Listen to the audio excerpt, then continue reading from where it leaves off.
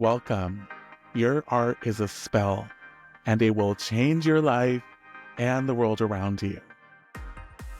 Welcome to episode 2 of Your Art is a Spell. I'm so excited to share today's conversation with Jeff Hinshaw, founder of Cosmic Cousins, and a beloved voice in the world of astrology, tarot, and spiritual practices. Jeff brings over a decade of experience exploring the intersections of astrology, spirituality, and working both as a one-on-one practitioner as well as a community builder. They're particularly known for their deep work with planetoids and asteroids, bringing much-needed perspective on feminine, queer, and gender-expansive archetypes into astrological conversation. I felt especially called to have this conversation today with Jeff as we enter 2025, a year that has already begun with so much intensity, particularly here where I'm at in Los Angeles, where we've faced devastating fires, displacement, and overwhelming changes. I know that many of you can relate to the weight we're feeling due to everything happening in our country right now. I feel like Jeff's unique gifts and abilities to weave together so many disciplines and insights makes them the perfect guide to navigate and understand these challenging times ahead. I want to give a special thank you to everyone who sent in questions through the newsletter. You'll hear some of those questions answered toward the end of our conversation. I hope this episode offers you both practical wisdom and spiritual nourishment for the journey ahead. Let's dive in. Wonderful. I am so excited to connect with you, Jeff. I am such a huge fan of yours, and I've just been really inspired by your podcast and all the work that you have done in our communities in all the different capacities that you show up. And I'm just so thrilled to have you on Your Art is a Spell. And I'd love for you just to introduce yourself and let folks know about who you are and where you're at right now. Yeah, Your Art is a Spell. Every time I hear it, I want to do a little snap. It's Yes. title. Thank you for having me on the podcast. It's truly an honor to be with you here and to connect with you in this new space that you're cultivating. And I'm just excited to be here. And my name's Jeff Hinshaw. I also go by Trash Canyon, which is more of my art persona or performance name, which maybe we'll talk about a little bit today too. Yeah. And I currently live in the 29 Palms area, just outside of Joshua Tree, right up next to the Joshua Tree Park. I've only been here for 6 months, as just housing has been a big part of my own personal journey, but I've been really connecting to the community this way. And I work as an astrologer, and the big bulk of my work as an astrologer is working with people one-on-one long-term. That's my favorite way to support people. And I also am a tarot practitioner and have studied tarot and astrology on and off for about the past 15 years or so. Currently, I'm working on a project with Lonely Planet, which is a travel company.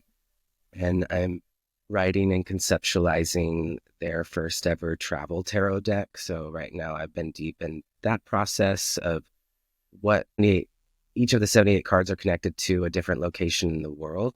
So I've been dropping in and learning a lot about cultures from around the world, which really fits my birth chart as an Aquarius ruled by Saturn and Uranus and Sagittarius connected to the world at large. So that's been a new focus for me that has kept me a bit focused in these times of reckoning and transformation, and just we're in the midst of a new period of time, which at some point I think in our convo we might talk about the planets that are shifting signs this year, the outer planets. It's a big astrological year, but astrology and tarot and community and art. Yeah. Oh my goodness. Thank you so much for sharing. Super exciting to hear what you're working on, and also to know that we have such a wealth of wisdom and knowledge here with us. And you were the first person that I thought of inviting to talk about this year because it is such a transformative year, such a potent year, such a scary year, such an uncertain year. There's so much happening in this world right now. And I think a lot of people really want to know, what's this year going to look like? And what are some of the things that are impacting us this year. And I think maybe we can just start to get into what you're feeling for the theme of this year, especially, maybe we could start with the tarot, with the archetype of the Hermit. I'd love to hear from you what the Hermit represents, how you connect with Hermit energy, and I can share a little bit as well after you share. Love to hear your perspective too. And I'm also, in this moment, realizing how much tarot is an anchor practice for me. Like it can really ground me and root me, whereas astrology can sometimes be super activating for like going into more long-term transits. And it can sometimes feel a little bit scary. And some of that might be connected to, well, astrology is connected to Aquarius. Aquarius is said to be the ruler of astrology, and Pluto has just entered Aquarius. And so astrology might feel a little bit more underworldly right now, which I have experienced that. So I think connecting them with the Hermit card first, it feels like an anchor and actually a grounding tool for us for sure. And yeah, I'm imagining most of your listeners know, but we're talking about the Hermit because it's 2025. And when you add up the digits of 2025, it equals 9. So a lot of us in the tarot community will come together around one archetype for the year, and we call it the card of the year. So that's the Hermit this year. And something that I've started incorporating into my practice, which I always like to weave other practices together too. And I have also, since I love animals, I've really loved reflecting on the Chinese zodiac as well. And that's something that the tarot card of the year and the Chinese zodiac have in common, is that there's one archetype for the entire year. And so I like pairing the card of the year with the animal. And there's some fascinating correlations because like last year, 2024 was the year of the dragon, and it was a strength year. And there are depictions of, instead of a lion, there being a dragon. And the same is true for the Hermit. So in the year of the snake, actually, if you go back into some, like, I wouldn't call them ancient, because tarot really, originates like only a few hundred years ago, as far as we know, at least by recorded history. It's probably much more ancient than that for sure. But I'm thinking of the Hermetic tarot has a snake on the Hermit card. And I'm also thinking about, there's a few other ones too. Have you ever seen tarot of the New Vision? It's like this, I haven't, no. it reimagines like each card, like 30 seconds after the original writer wait, like what happened the moment after the fool decided to leap off the cliff, so the Hermit, actually, a snake is intertwining up the Hermit's rod in the Hermit card in that deck. And also in the Universal Worth tarot, a snake is at the Hermit's feet and at the base of his staff, about to like come up the staff. So Wow. that's what I'm reflecting on in the year of the snake, in tandem with the Hermit. And it feels really powerful because I think it's getting us into this side of the Hermit where sometimes the Hermit has been renamed to, I've seen it as like the shaman, I've seen it as like medicine man, I've seen it as the lone wolf. There's many different depictions of the Hermit card. And I think the snake brings in that alchemical, transformative, medicinal side to the Hermit that maybe we don't always talk about with the Hermit. I mean, some of the keywords for the Hermit would be like introspection, solitude, which is all there. But I'm fascinated about the symbol of the snake. And I could go deeper into it, and I will, but I kind of want to pause and leave some room for you to, I'd be curious what that's bringing up for you, thinking on the combo. Yeah. Oh my goodness. So much. Yeah. I'm immediately called to thinking about how, some traditions look at the snake as being in the South and connected to the element of fire and to passion and creativity, alchemy, transmutation, transformation. I think about a snake's ability to shed skin, come anew, to grow, to expand, and also to go into the darkness, into the caves, into the underground, and to wait and to hide and to, kind of be on the lookout, be ready, be prepared, and to conserve energy too. Like there's so much that's coming up with you bringing these two archetypes together. And I am just really grateful for you joining them, because I do feel like there is such a potency when we connect with both of them. I'm really thinking of the ways that we're being called to tune into our alchemical transformations and also into our creativity and to that fire inside, right? That light inside that is guiding us, that is moving us along as we maybe are feeling a little bit out of sorts or a little bit lost. There is a way that we're being called to tune into that sacred fire, that sacred light that we all have within. So beautifully communicated. And I think communication is also an aspect of the Hermit card that can sometimes get highlighted as well in the Hermetic tarot, the Hermit card, which is referred to as the magus of the voice and of light, something like that. But the voice of light, to me, speaks of invocation and the importance of using our voice, whether in ritual, whether in art, whether in gathering. And so I'm thinking of even you creating this space and this podcast as a representation of that. But the glyph of Mercury will sometimes be seen on the Hermit card, and Virgo. It's Virgo's card. So then when I think of the card of the year, I start to incorporate some of the astrological significations. So both Mercury and Virgo are highlighted for us in 2025. And there's a lot to say about Virgo, but let's start with Mercury, because Mercury is connected to the snake and snakes. So Mercury, one of Mercury's stories is that Mercury saw, this is my paraphrase of it. Mercury saw two snakes that were fighting. One was a black snake, one was a white snake, and Mercury threw his rod at the two snakes, and the two snakes intertwined the rod. And thus there was an integration of duality or polarity. And so on one hand, we could think in our own personal life of these kind of fragmentations of our psyche that are kind of like fighting with each other. But Mercury has the power to bring them together. And I think of Mercury as a messenger of the underworld too, can travel into the underworld and bring messages out into the light. So I'm thinking about Mercury, so curious about where everyone's Mercury is in their chart, and the year of the Hermit and the year of the Snake. Also, I think maybe we had chatted about Hygeia once before. I'm not sure actually, but Hygeia is an asteroid that is actually Hygeia's glyph, is two snakes intertwining up a rod.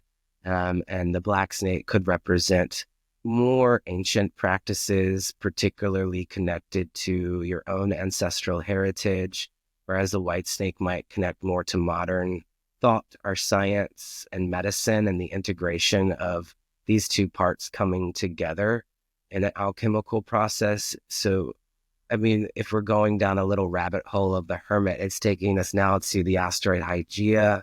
Curious about Hygeia transits this year, and also Hygeia in your own birth chart. These could be places for self-discovery, but also are here as an ally to help us navigate this year that we find ourselves in, 2025. Yeah.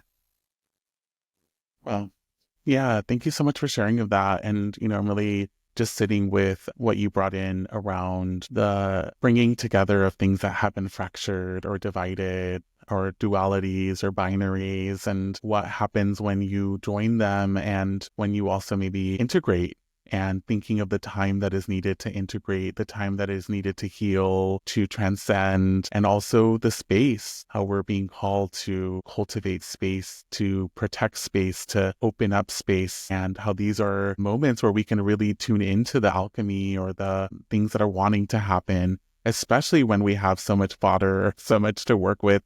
When it comes to fracturing, to division, to binaries, there's so much to bring together. And I'm curious for you, as you're bringing in these different astrological transits and bodies, and thinking of how you named tarot as a grounding practice, and thinking of that connection between the grounding and the astrological. I'm curious how you feel that this archetype of the Hermit is supporting us in being a bridge, or in helping us integrate the worldly, the earthly, the grounding, and also what's happening astrologically. Yeah. I can't remember who said this, which tarot thought leader said this, but I feel like it was maybe Rachel Pollack. Is that right? 78 Degrees of Wisdom. Yeah, that is Rachel. Yeah, there was a quote. I'm going to paraphrase it, but it's kind of just stuck with me through the years, where the Hermit leaves behind society, but does not leave behind humanity. And so there is this invitation within the Hermit, which I think in some ways, Edgar, you have been a role model in this, stepping back from social media for many reasons, um, that were you wrote about in newsletter that Yeah. I think you were giving voice to a lot of things that I have been thinking about and that I think a lot of people have been thinking about. But that feels like a representation of the Hermit in many ways. If we think about that quote of leaving behind society, but not leaving behind humanity. And so in some ways, there needs to be a return to our own, like what feels in alignment with our own values. And sometimes that does take us to leave behind things. It's calling to mind a card that has a similar vibration to the Hermit in the tarot, which is the Eight of Cups. I think looks kind of like the Hermit. Typically, it shows an individual walking into what looks like the Pacific Northwest to me, like some sort of rocky, like misty ocean side during an eclipse. And when I mention eclipse, it also makes me think of this year. We have eclipses along the Virgo Pisces axis, which is also deeply connected to the Hermit, which is Virgo. So we do have a Virgo full moon lunar eclipse in March.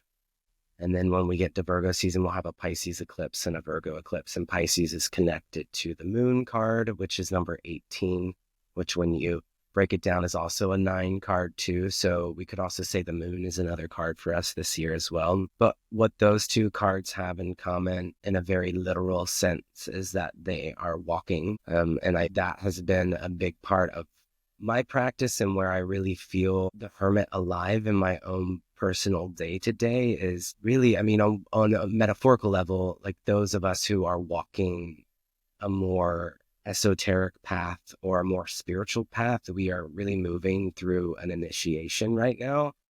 Our knowledge is growing immensely. Our power is growing immensely.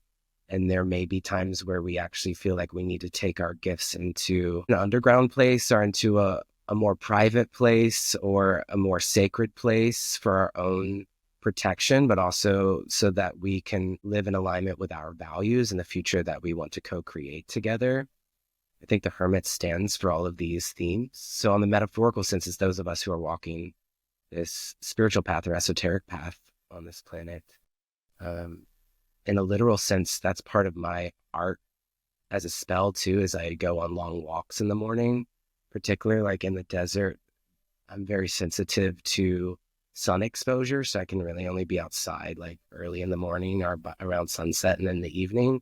And so I've been going on these long walks, and I was mentioning Trash Canyon as like, another persona of mine, and I pick up trash on my walks. And what's been fascinating about being in the desert is that the quote unquote trash out here is actually a lot of shattered glass is everywhere, scattered across the desert floor. And so it's been beautiful to pick up shattered glass while at the same time just reflecting on the devastation of things that are shattered, our dreams that are shattered, our collective grief that we hold around consumerism and waste and capitalism and all the things. So it becomes this meditation of like, I can pick up glass. And then that's kind of evolved over time to me having so much glass that I now need to organize them into 10 different categories. And so I then went to a thrift store and got a table and set up a station in my backyard where I'm sorting glass. And then that has evolved into one day on a walk, I picked up this like old wooden tabletop that was just like thrown to the bushes in the desert. And I brought that home, and then I realized, oh, it's 8-sided. This is like the 8-sided side of the Celtic or pagan wheel of the year. And so now I'm separating the glass into 8 categories for the different Celtic holidays like Samhain and Imbolc and Ostara and all of the different ones. And so eventually I'm going to mosaic them on the wheel. So my art process and my spiritual practices are intricately linked to one another. They feed each other, and really they have no separation. And I feel like in this moment that is separate from any kind of offering that I have, because we also live in late stage capitalism and we have rent to pay and things that we must do. So tarot and astrology has somehow gotten like pulled into the tidal wave of capitalism and making money in some ways. So my art practice is actually completely separate, and it's for me. And then I can also share that with other people too. So the Hermit year for me has me reflecting on those themes in my life. My daily spiritual practices, I think, are also connected to the Hermit as well. And I lit this candle that I sometimes will do trades with other queer artists. So I gave an astrology reading to a queer artist in Atlanta who makes candles. And I'm bringing awareness to the flame because of the Hermit and the lantern. So I'm also thinking about the importance of keeping the light going. And so this candle says, for cultivating protection around daily practice. So that feels very Hermit to me too. So just calling to mind our art practices and spiritual practices and that relationship it holds to the Hermit archetype. Yeah. Wow. Yeah, you just shared so much. Like, I'm just really sitting with what you were naming around how mystics and artists, we are being called to go underground or to protect or to create spaces for underground conversations and connection. And also you bringing in daily practice and that connection between your artistic and spiritual practices.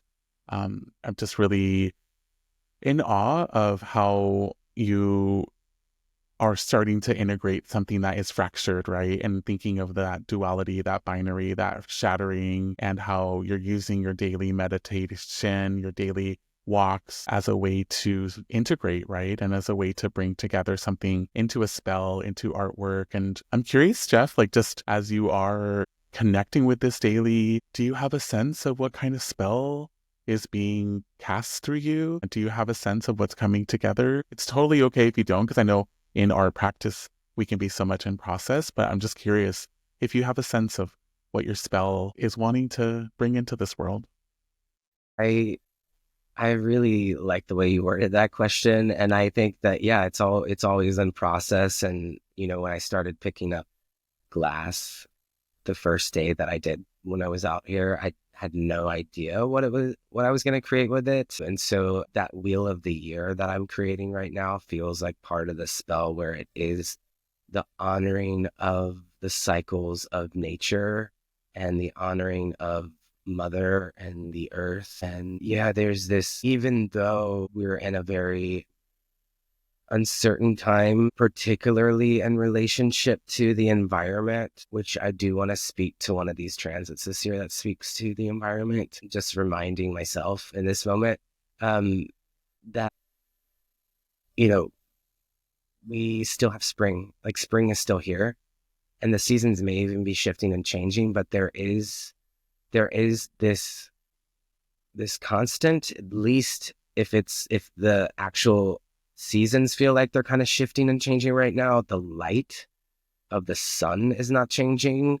Like, when it's the darkest day of the year, it's the darkest day of the year. And when it's summer solstice, it's summer solstice. So we still have these constants to connect to and honor. And so I think living more in alignment with the planets, the sun and the moon, is part of my spell. I mean, that when I was hosting my podcast, I always released it on the new and the full moon. So I've always been connected to honoring these celestial bodies that offer us inspiration and hope and insight. So yeah, I think that's part of my spell for sure. Yeah, and I'm just really seeing how that connects to the hermit. It's this way of, you know, disconnecting from the world. And as you said, to reconnect with the human, reconnect with the natural, right? With what wants to happen in a natural cycle. And I think I can really understand why so many people are being called to kind of reconsider their relationship with media or with needing to be public or needing to catch up or be along with a speed or with a cycle process that doesn't feel in alignment with what's wanting to happen in nature or what happens in nature, right? And as we know, nature has those moments of molting, of germinating, of decomposing, of resting. And these are things that capitalism doesn't know how to integrate into its own world, right? And I think many of us are being called to reconsider and to question and to also reimagine what is possible with time, what is possible with space, what is possible with our practices and with our daily rituals and habits. And so I'm really just in awe of how you are using a daily practice to reconnect with a certain speed and also to reconnect with these cycles and to honor them. And yeah, I'm curious about that transit that you brought in that you feel is like connected to this Yeah, too. yeah, I would love to connect in with that. And I also just want to mention too that it is I just want to name, especially in light of the Virgo themes of the Hermit, that when I say daily practice, it doesn't mean it's every day. Like the perfectionism of that, of like having to show up every day, it can sometimes, I have like moments where it is every day a daily practice. And there's times where I also lean into the Pisces polarity of Virgo and just let myself be free from any kind of need to show up in perfection. And I just want to name that as a Virgo moon here with Mercury and Pisces.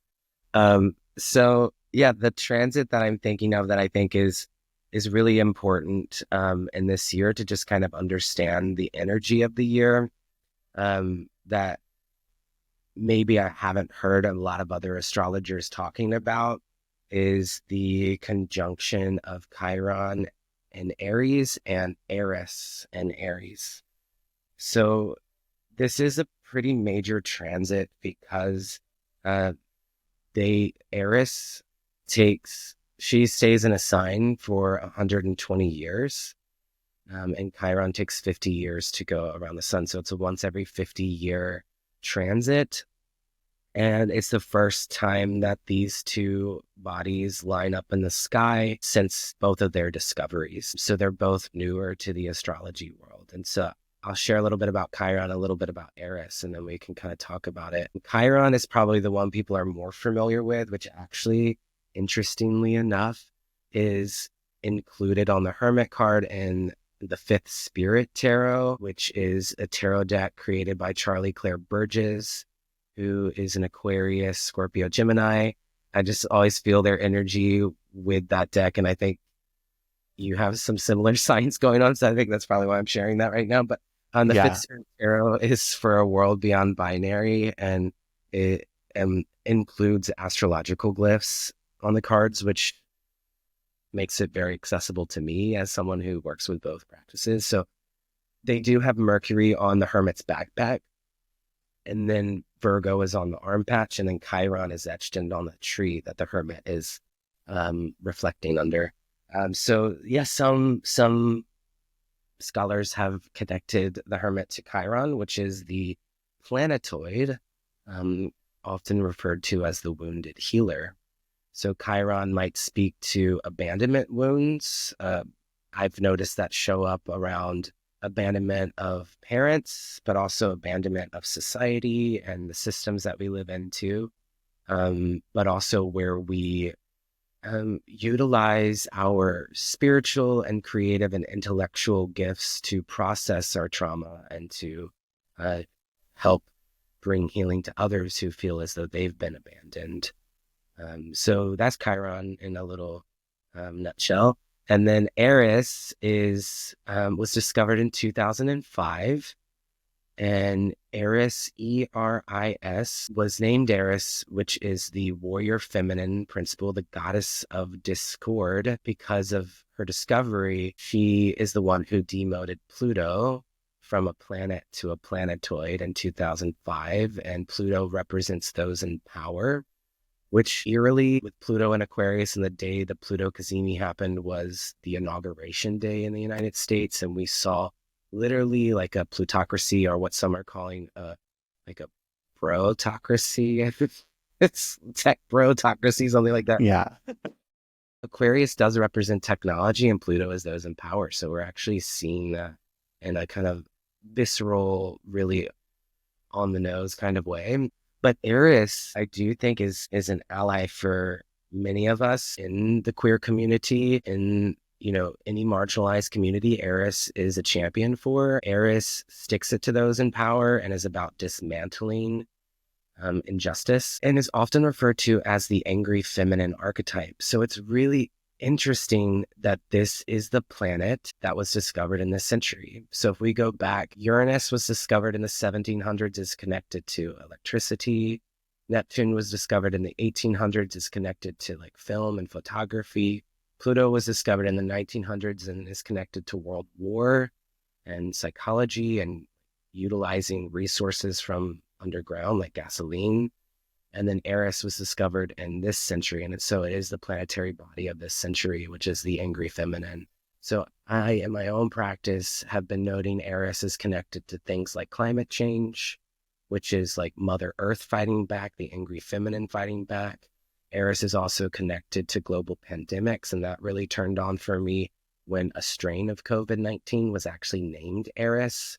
I was like, oh, okay, this is really spot on. So Eris is connected to global feminist movements, and the glyph is a trans symbol. It's Mars' symbol pointing down. So it looks like Venus and Mars kind of coming together in some ways. So I think of Eris as the trans feminist. So anyway, Chiron and Eris align this year. So it's wounds around the angry feminine, abandonment. So yeah, it is an intense energy, an initiation energy, but it's also an invitation for those who are, Chiron is like a therapist as an archetype. If we're looking at like like an expression of Chiron to inspire us, and Eris is feminist. So it's like feminist therapist, and that's that conjunction, but it's also like deep wounds around feminist movements too, and environmental movements. At 25 degrees of Aries. So I think that the number 25, like Project 25, is really interesting when reflecting on that together. So astrology can show us like the shadow expression of it, which we're seeing, but also can invite us into an embodiment so that we are stepping into the invitation of we could say like higher octave expression of those energies. Yeah. So that is kind of going on behind the scenes. They'll be at 25 degrees together for like 3 or 4 months out of the year, but the whole year they're within like 1 or 2 degrees of each other because they both move really slow. Wow. Wow, yeah. And, with what you're sharing, like, I'm really thinking about like abandonment, with you bringing that in. And I've just been really sitting with like how neglected so many communities are, and not just neglected, but also like impacted by bigotry and hate, and how much it is bringing up this righteous rage, right? And also, as you're naming, from the planet, from people. And I'm also thinking about like this tech broocracy, tech oligarch that's emerged, how much it is also a response to the feminine, and how they're so obsessed with masculinity and like certain forms of masculinity, and how it comes from this idea that they're holding that men are losing power, right? And so this is like also like a response to that rising anger, and it's also like adding fuel to that fire too. And I really appreciate, being a feminist therapist, like I really just appreciate like naming that anger as something that is important and that is a part of this, and also that it's connected to these astrological transits, and thinking of the energy of Aries, and being at the 25th degree, like with there being like these like covert underground, but also really public things that are being planned, and how we as people are being called to respond to these plans. And yeah, I just really feel like this all connects, and it does give me hope and inspiration for what the response is going to be, what the response is. And I think what you named earlier, my own desire to get off social media, was to also really feel into an embodied feeling that I had when I went onto social media, especially Instagram or anything controlled by these people that are ascending and trying to like really push back against the angry feminine. And, really seeing, as someone who engages a lot with technology, I know the power of technology and what we can do with it. And I think it was one of the reasons I felt really called to invite others to join me, and to really let other people know that there are many other ways that we can use these technologies to stay connected, while not really supporting these systems that are in many ways fighting back against the sacred righteous rage that is wanting to emerge. And with this all said, like, I'm curious, before we start going into some Q&As that we have from folks, like, I'm just curious if you have any advice or anything you want to share for people as like a way to navigate this year, just because I do know that there are a lot of folks who either feel lost or feel like they don't know how to show up this year because of everything happening. Yeah. Yeah, I think that's a really great question for us all to ponder and to continue to have a collective conversation around, which I do think speaks to the Pluto in Aquarius transit, that Aquarius really has no hierarchy on knowledge when we're talking about the soulful expression of Aquarius. And so continuing to stay connected to your community and to build in community and have that to be a intention in this year, both community online and in person, if you're able to. And some of us may live in places or may not have accesses or resources to community, and I think that's something for us to continue to talk about too. But really focusing on continuing to have people mirror back to you your truth, and to share ideas, come together around ritual, but also just around brainstorming. And I think for me, especially as we move through this first year of 2025, kind of felt like a first month of 2025. There were moments where I'm like, am I being over dramatic? Am I being crazy? Like this all feels like wild right now. And just talking to other people, and I'm thinking about a Capricorn friend that I have that just is like, keeps it real and is very grounding, and was like, no, like this is intense and you're not alone in these feelings. And so I think just being able to reflect back to each other that like what we're moving through right now is intense, and also the veil is being lifted. And so being present with what's going on, not fully hiding away, staying aware, practicing discernment, particularly around media sources, finding that balance between staying informed and also maybe fine-tuning your focus, because there's so much being thrown at us right now with that is meant to overwhelm the system so that we become lethargic or don't care anymore, don't feel like we have the right to speak or to share our truth. So right now I'm staying informed, and I have like certain thought leaders that I'm only listening right now, really. And also as a member of the LGBTQ community, I'm staying focused on what's going on, particularly with our trans community, but just also in general, the LGBTQ community. I'm staying more focused on that, but there's so many things taking place right now that if we try to stay focused on all of them, and this is actually something I've learned as an Aquarius, is that Aquarius wants to be a humanitarian and wants to like have all the causes, but really maybe fine tune and really say, what community am I really wanting to connect with? What 1 to 3 causes am I really focused on, so that we can not burn ourselves out in the process? I mean, those are things that I'm doing in my own life, but also just reminding us all that we each have a unique perspective. So I would say this question that you proposed to me, maybe ask 3 people that you trust and love the same question and see how they answer this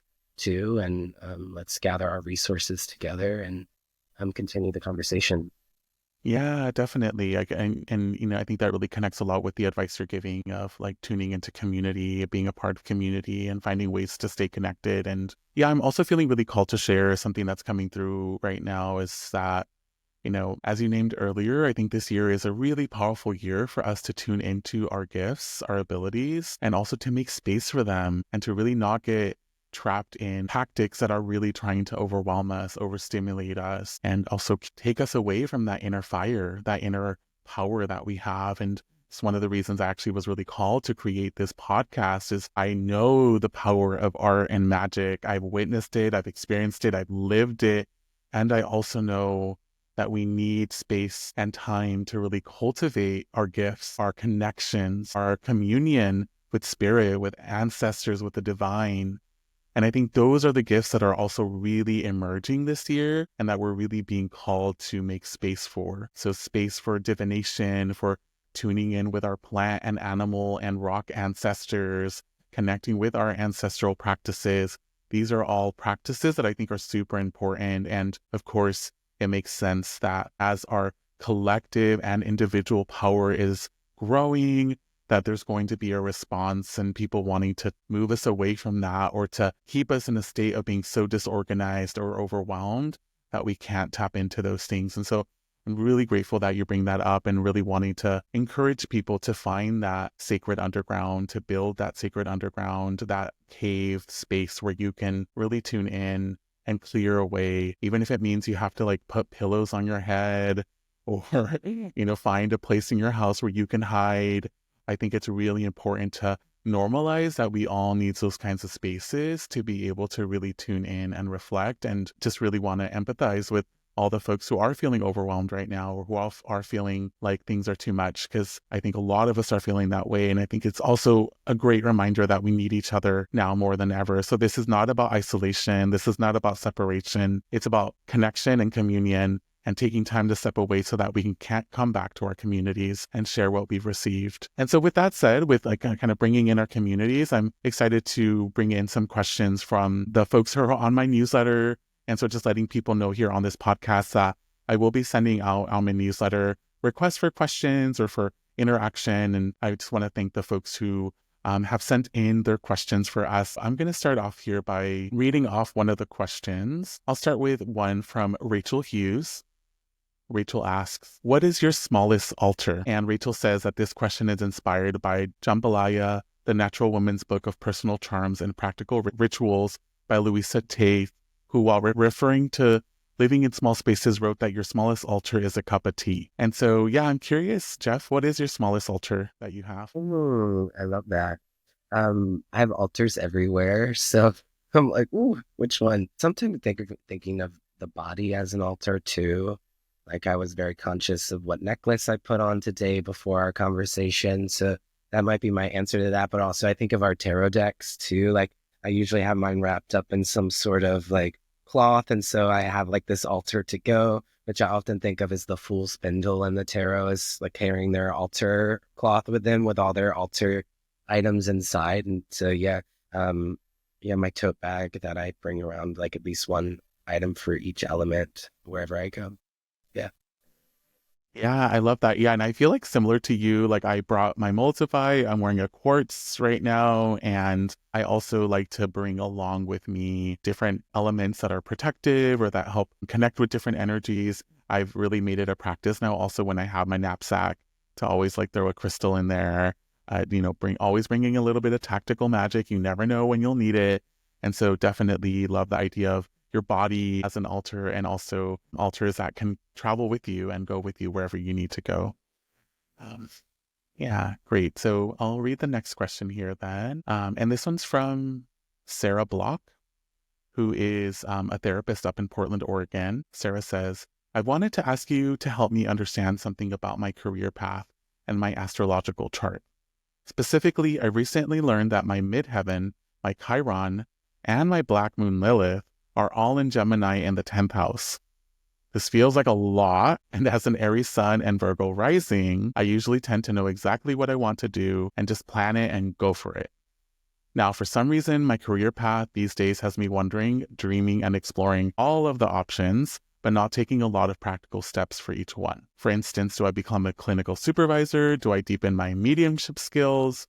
Deep dive into studying tarot or dream work? Do I focus on organizational coaching and business leadership, or all of the above? I'm all over the place with my ideas, interests, and desires. I'm really wondering how to work with my Gemini nature in this area. What have you learned about your Gemini gifts? What are challenges, and how do you work with them? And also, how do you think my Chiron and Black Moon and Lilith play into my challenges and strengths in this area? Ooh, wow. Such a deep layered question, and Yeah. really speaks to your chart too, because you're a Virgo rising with a Gemini midheaven, right? Yeah, Yeah. definitely. Yeah. Yeah, I think yes to all the things that, and I would say explore them all at different points. And I think a practice like astrology and or tarot can be really great for organizing all of the Gemini Virgo thoughts and ideas. And so like in a particular year, if you're like, you might find one planet that you want to work with, and that could be like Jupiter, and you're like, oh, Jupiter's in Gemini this year, transiting my 10th house. This year is about 10th house themes of career development. So astrology can be a tool for organizing our thoughts and ideas. And I think for me, that's been a a big part of why I love astrology is that it helps me to be inspired by the language of archetypes and time and to focus my energy on certain areas of my life. But as far as the Black Moon Lilith and Chiron and Gemini midheaven, I mean, it speaks to everything that they're doing in the world. Chiron, we're saying, is like a therapist or a counselor, and Black Moon Lilith, I often say, is the queer witch in the chart. And then Gemini is communication and interest in many things and building bridges with people and through words and through dexterity of mind. And the midheaven is the higher purpose in the chart, or what some might refer to as the career placement, the public appearance, leadership style. So it's all like the chart is confirming all of that, and knowing they're a Virgo rising with an Aries sun, that likely puts their Aries sun in the 8th house of psychology and esoteric studies. So yeah, they feel really aligned with their chart. And I think it's more about them choosing one of these interests and delving into it, and maybe being inspired by the current transits would help them decide which path they want to walk down first in this hermit year of walking down a path. Yeah, and I just want to say, as someone who does have a lot of the similar placements, I can really resonate with the struggle of choosing and also of trying to find ways to integrate practices that our society has regimented as separate. And I am still navigating that. I continue to navigate that conversation all the time. And at the same time, I think one thing that has been really helpful for me is to, as you were saying, Jeff, have like larger goals that feel really aligned. Like, let's say, for example, this year, one of my goals is to really work on my art practice, to really like support my art practice as a business, to support my art practice in unfolding, unfurling, and growing in ways that it's wanting to grow.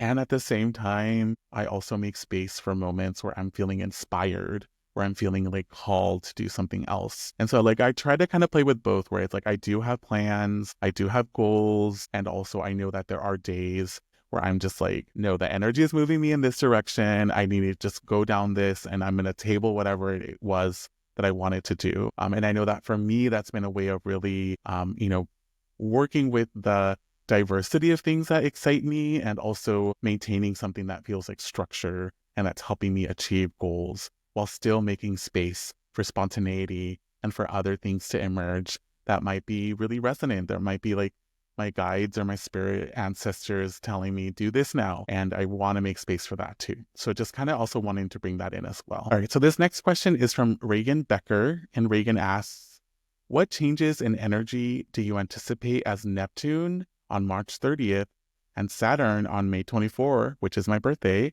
move into the cardinal fire sign? How do we feel, act differently as a collective after those two planets leave Pisces? Yeah, it's a major shift of energy, actually, when Saturn and Neptune come together. They only come together once every 36 years or so. So it does represent a shift in culture, and also a shift in our own spiritual life.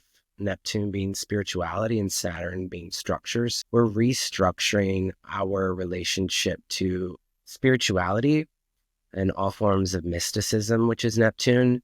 But there's also a restructuring in the dream, which is Neptune too. And that can sometimes speak to the collective dream or illusion. Neptune is also illusion. And so they're on a good day, Saturn and Neptune entering Aries together is inviting us to really step into our personal power around our spiritual gifts, to make a commitment, Saturn, to our spiritual and creative and intuitive gifts, Neptune, and in a way where we are allowing ourselves to be seen in it, which is Aries. It brings a sense of like a fire to these qualities too, which is really interesting to consider that Neptune has been in Pisces for a while, since about 2011. So actually from 2011 to 2025 has been maybe more of a peaceful time of like universal compassion and spirituality. Neptune's at home in Pisces. And so as it shifts into Aries, it does take our spiritual practices into a more fiery place, where some of us might be stepping into channeling our anger and rage through poetry, which would be fire, Aries, anger and rage, Neptune poetry. Like that could be an example of that. And it makes me think of someone famous who has Neptune in a fire sign, and they are a Neptune rising, which is Maya Angelou, who is known as a poet, Neptune rising in Leo in a bold-hearted, fiery way. So Neptune entering Aries, I'm looking at people like you, Edgar, who have Neptune in a fire sign. You have Neptune in Sagittarius, and that's a generational placement. So those with Neptune in Leo or Sagittarius might feel some sort of realignment with your fiery gifts during this transit. Those of you who are Aries, you are becoming more spiritual and intuitive over the next 12 years at Neptune's in Aries, which is really interesting for you Aries folks. And those who are Pisces, your ruling planet Neptune is shifting into Aries. So Pisces is becoming a little bit more Aries, and Aries is becoming a little bit more Pisces. So there's a little dance between these two signs that are the end of a cycle and the beginning of a new cycle. And really, when talking about Neptune, we can kind of start to dissolve and kind of get lost in it. And it's like, ooh, what is this energy? I don't really know. And so I think that there is a shift in energy in a fiery nature that is still somehow fluid and mystical. So we'll have to keep checking back in to see what it inspires. You can always use the tarot as a meditation. So this puts the Hanged One, Neptune, next to the Emperor, which is Aries, as a meditation. Yeah. Thank you so much for sharing all that. Yeah, and Reagan does have a little bit more in her question.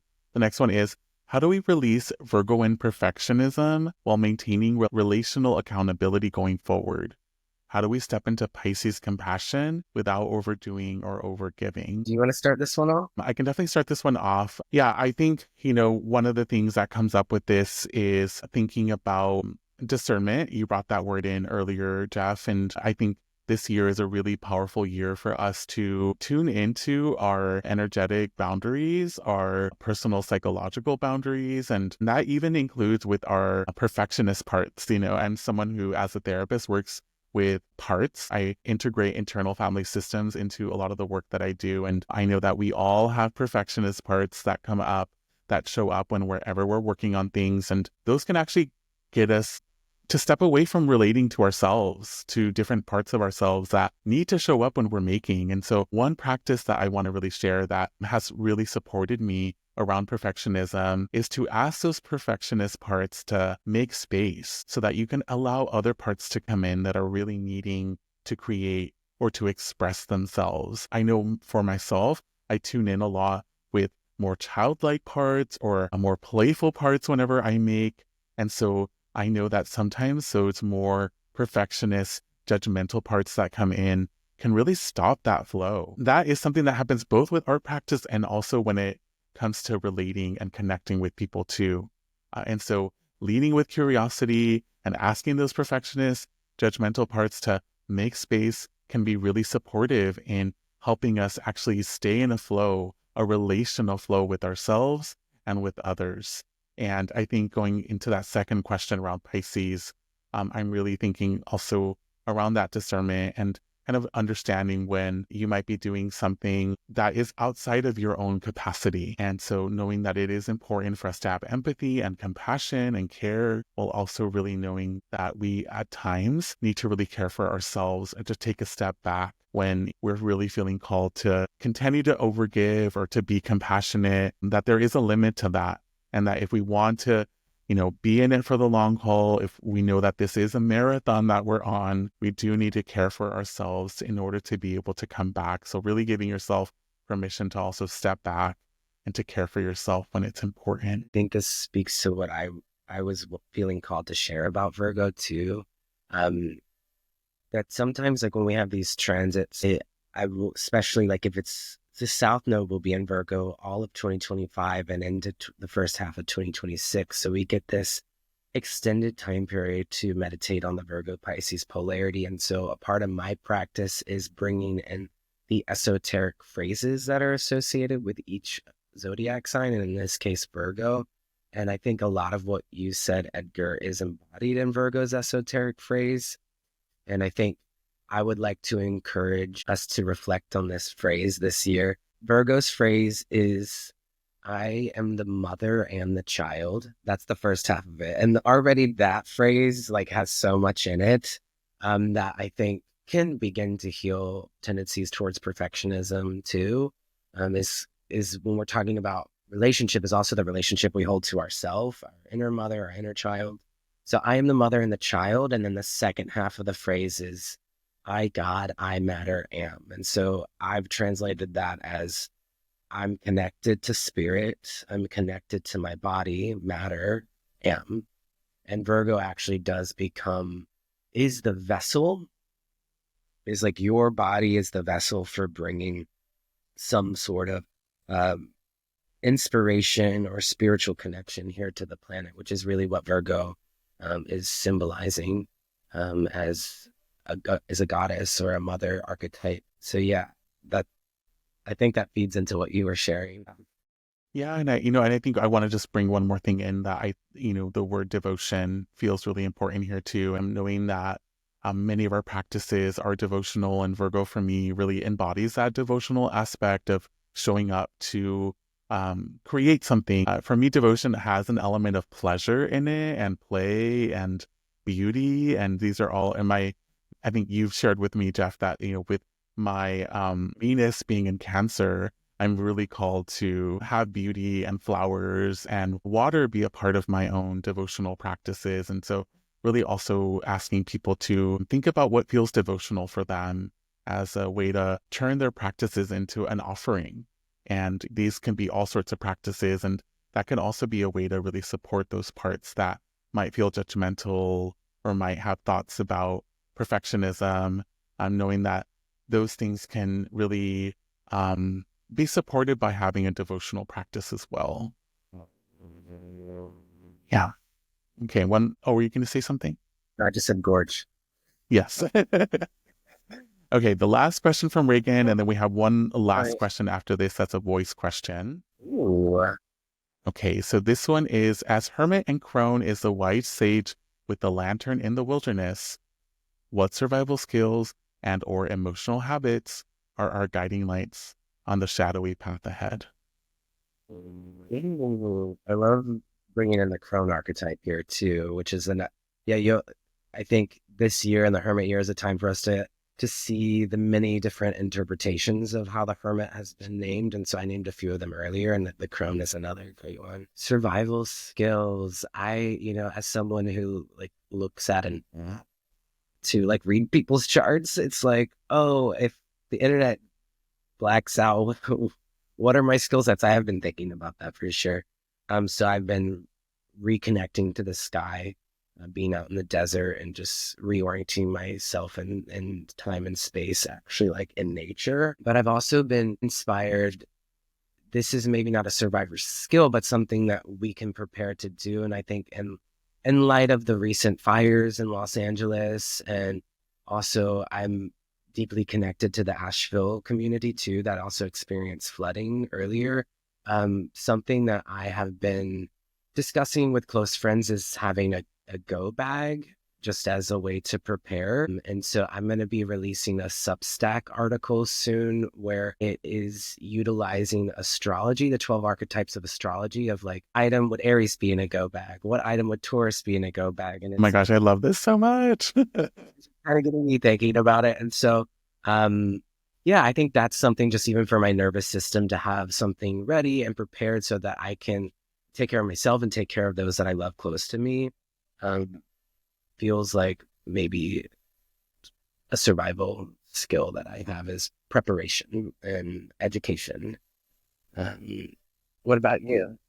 Yeah, there's so much that comes up around this. I think one of the things that I'm feeling called to share is that, along with this go bag, is to not forget your ability to use divination as a tactical practice, as a spontaneous practice, and knowing that a lot of us are really comfortable doing divination like in the privacy of our homes or with really ritualized containers, and also knowing that divination is sometimes important to do out on the go or when you're not sure of what to do, right? If you're feeling like you've been tossed into like an emergency or a moment where you're having to question everything. These are really great moments to really work with divination. And when I say divination, I don't just mean tarot. I can mean all sorts of practices. It can be everything from prayer to connecting with your ancestors. And so just in the way that you are turning towards the sky and saying like, I want to really tune into other resources that are not just like the ones I've been traditionally using. I think it's important to have backups and to think of other resources that are available to us. And with that, I think you also are asking about emotional habits. It's important to safety plan, especially with you bringing in these emergencies that have happened. Safety planning is something that we could do both in terms of our physical safety, but also our emotional safety. So what do we need to stay emotionally in a regulated space when we are moving through times of uncertainty or times of overwhelm? And that could mean I'm going to make a plan where I check in news for an hour, and then I make space to draw or to play or to work on something else that is grounding. So really thinking of safety plans as things that we can also do for our nervous systems and for our emotional capacity.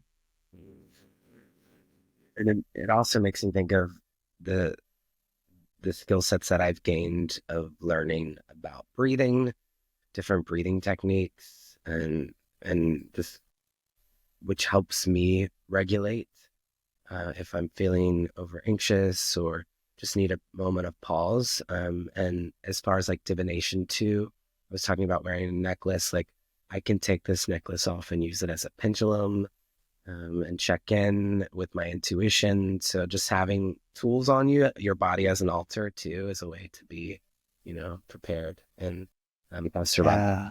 Yeah. Yeah, that's a great tactical like divination practice is working with the crystals you carry with you for sure.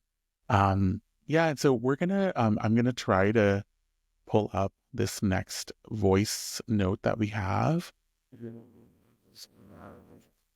Let's see if I can get it so you can hear it too, Jeff. So this is from Lindsay Lion Lord, and I'll play it here. And hello, Edgar and Jeff.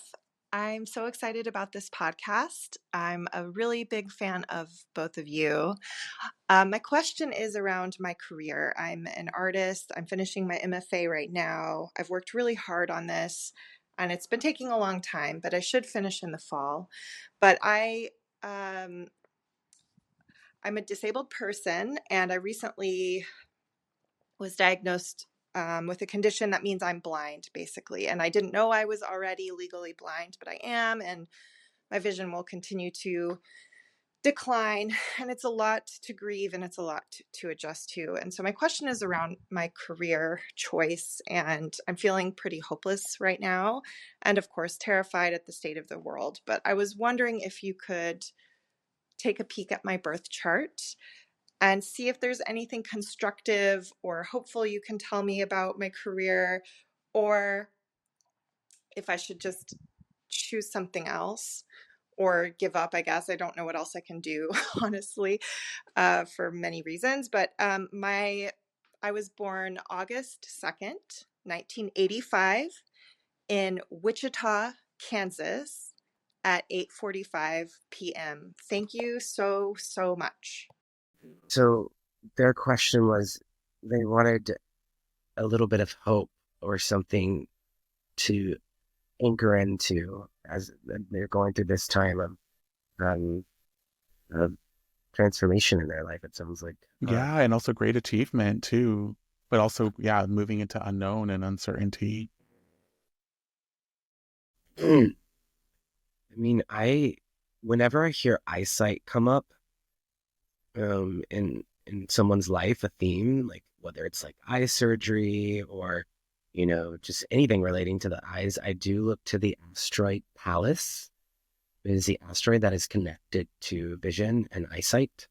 And they have Pallas conjunct Chiron, the wounded healer, in Gemini, in the fourth house of home and belonging. So, in the earlier stage of development, this could be wounds, Chiron around vision and sight, but the gifts of that is piercing intellect and intuition to use in healing, Chiron, and Gemini through words. And I even just hearing the sound of their voice, I would listen to them speak too. So I'm wondering about their capacity to share their gifts through their words.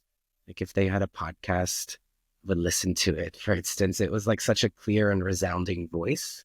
Yeah, That's I what, agree. yeah. So that was the first place I went. And then I'm noticing they're in Aquarius rising with Jupiter and Aquarius on the ascendant. And so Pluto did just enter Aquarius. So it does denote for anyone who has major Aquarian energy that they will likely be moving through a period of death and rebirth. And so that could be connected to that, but also there will be gifts that emerge through that process too. And they're a Leo. So Leo sun with Mars and Mercury in Leo too. So the creative expression is really highlighted with Leo, and their ability to lead and to be someone that we feel as though they are representing the future that we want to see. That's what I think with Leo and Aquarius polarity. Yeah, I do think that this will be a period of time where they're likely, right now, they are actually moving through their midlife transits, is what it's often referred to, which happens usually around age 42, is kind of like that time period where it's the Pluto square, and then the Neptune square, and then the Uranus opposition. So actually, they are right in that portal of a few year time period where it can be a tense time, where there's a time of pivot and change in one's life. And so we're reorienting right now. So I think getting to know the birth chart more will allow, can you remind me their name again? Lindsay. Will allow Lindsay to have more vocabulary around the changes that they're going through. And really the birth chart acts as a way to really be inspired about your own unique gifts and contributions to the world. So yeah. What about you, Edgar? I know you're not looking at the chart because I didn't share the screen, but yeah. Yeah, I do have a few things I'm feeling called to share for you, Lindsay. Like, first, I want to just thank you for asking this question. And I want to really put a plug in for you getting a full birth chart reading from Jeff, because they are incredible. If you haven't had one already, highly want to recommend. It's actually helped me a lot as an artist to be able to go back to the readings that you've given me, Jeff, and to see how some of the transits, some of the placements have shown up in my artwork. And so just wanted to say that you're someone who is a great guide and can really support people who are having questions around their birth chart. And, I just want to say that I think I'm also 42, so I'm kind of in the similar place as you, Lindsay. And I have been thinking a lot about multisensorial experiences. I'm actually working on an exhibition with someone to create a space where people with different sensorial abilities and gifts can come in to connect. And, as an artist, one of my biggest passions and interests in art and in general has been how art is a container to share essences that are invisible and that are not seen by our eyes, but can be felt, can be experienced through our third eyes, can be experienced through our nervous systems, through our soma, through our body. And so I know that there is so much capacity for the arts when it comes to non-visual spaces and ways of thinking. And I do feel like this is almost like at the avant-garde, or what is emerging is our ability to really connect with things that are non-visible. And so, definitely understand how this is going to be a challenging transit and also a challenging time for you to readjust. And, and I also have my own health things going on that I feel like are making me rethink a lot of things in my life. And I just want to remind you that there are moments when you can receive wisdom, guidance, when you can receive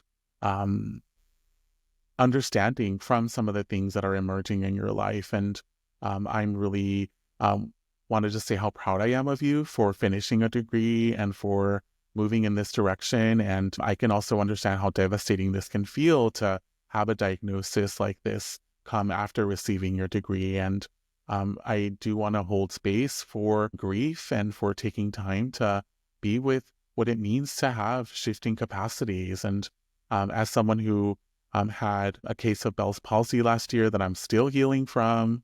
I know what it's like to have to reorganize your life and to rethink a lot of things because of illness coming in. And so just want to say that I empathize and also want to plant a little seed for hope and for possibility of what can come in the future.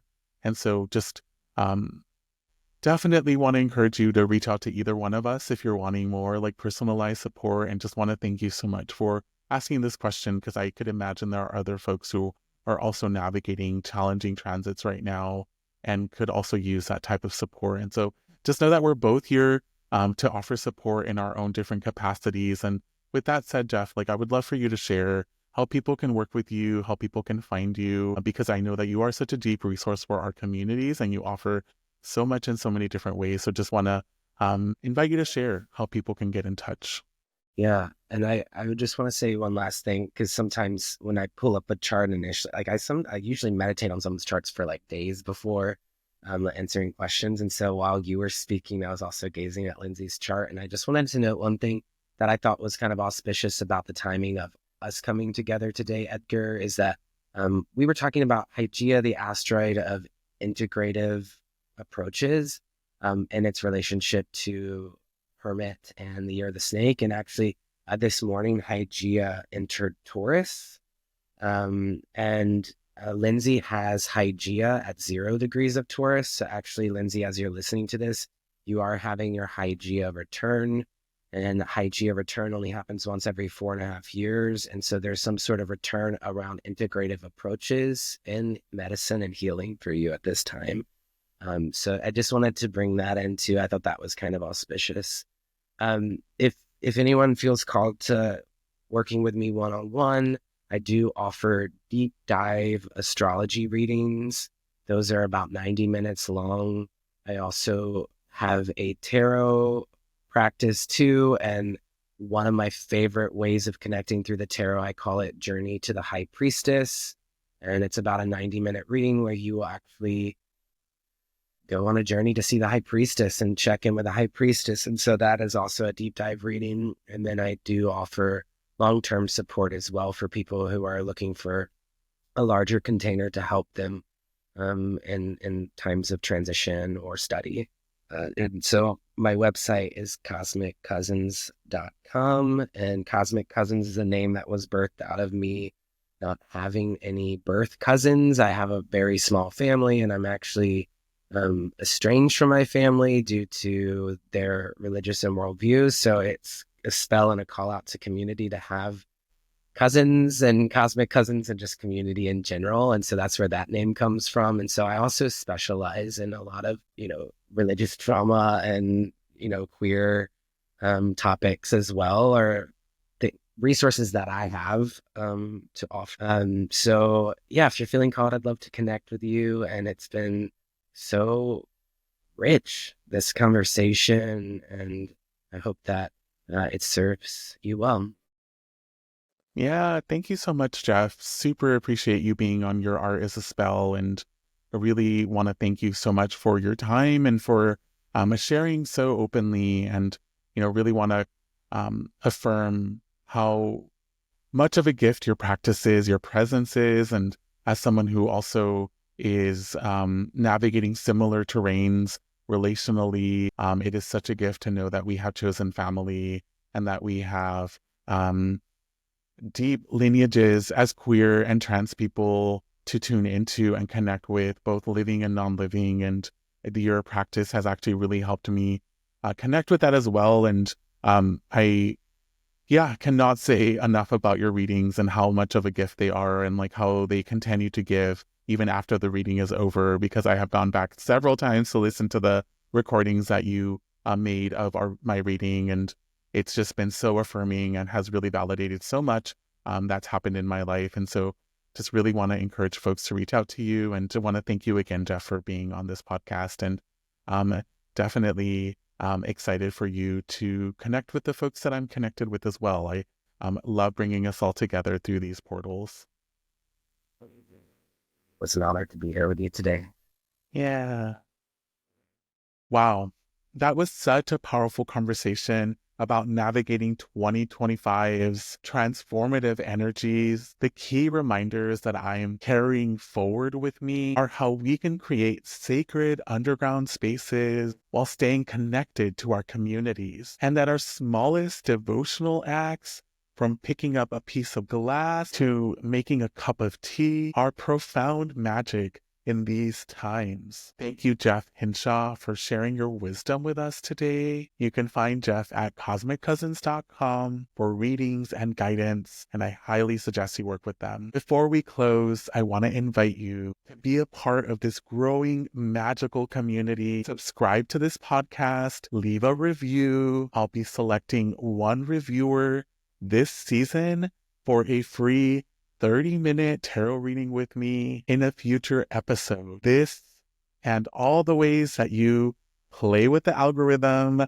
helps us reach more witches, weirdos, and artists who need these messages of empowerment and magic. So head on over to yourartisaspell.com to subscribe to my newsletter, where you can be the first to know about new episodes, share your recommendations for future guests, ask questions, and connect with me directly. If you're watching on YouTube, please like and subscribe and share to cast your spells into the algorithm.